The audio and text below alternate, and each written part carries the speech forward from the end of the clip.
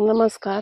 हे आहे मेहंदीचे झाड आणि ह्या मेहंदीच्या पानापासून हाताला लावण्यासाठी जी मेहंदी तयार केली जाते, त्याची पावडर ह्याच पानांपासून तयार केली जाते आणि केसांना लावण्यासाठी जी मेहंदी वापरतात, त्याची पावडर पण ह्याच मेहंदीच्या पानापासून जर तयार केलेली असली, तर ती ओरिजिनल असते, नॅचरल असते.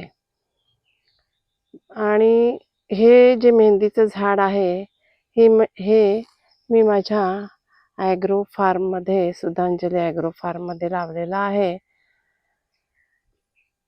ह्या मेहंदीच्या झाडाची पानं इकडे खेडेगावामध्ये जे मजूर शेतामध्ये काम करतात, जी माणसं शेतामध्ये काम करतात, त्यांना रोज चिखलामध्ये जायला लागतं भात लावण्यासाठी. तर तेव्हा त्यांच्या पायांना चिखल्या होतात, इकडे कुह्या बोलतात त्याला.